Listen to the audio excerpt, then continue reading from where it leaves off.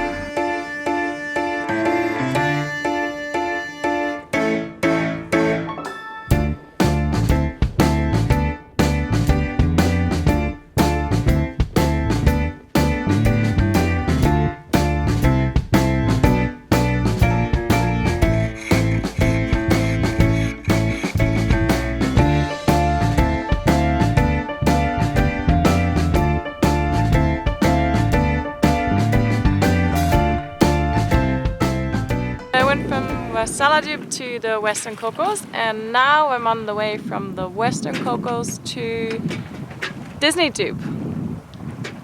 I don't really know what the real name is.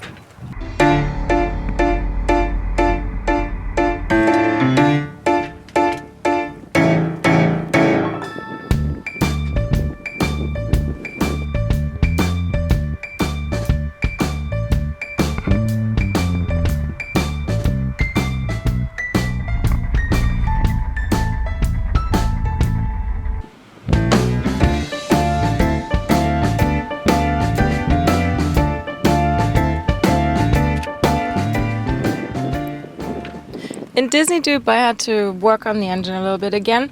I don't know, maybe some of you remember that last year the bolts that, there's 3 bolts that hold one of the supports of the engine, they had broken off, and I had been able to drill out 2 of them. But one of them I tried and I couldn't get it off. So Maria and I were playing on trying to get this bolt out. We tried it the normal way with this little thing that, you know, you turn and it turns the other way around, and you drill a hole into the bolt and then you turn it in and try to pull it out, but that didn't work. So the next thing that we tried was we drilled the whole thing out completely, and then we filled the hole with a 2-component metal epoxy kind of thing. And we cut a bolt, so we put that into that glue stuff, and so we had a thread that stuck out, and then we put the support over the thread and put a nut on the outside. Maria showed me how to check the alignment of my prop shaft, and it was a tiny little bit out of alignment, but luckily it was still a bearable amount, so we didn't have to loosen up the whole bolts of the engine. And it sounds like, when you say it, it sounds as if it's a work of an hour, but actually this whole thing took a total of 2 days. But at least Disney Dub is really beautiful, and after a good day of work, you have a really nice, beautiful scenery to play around with.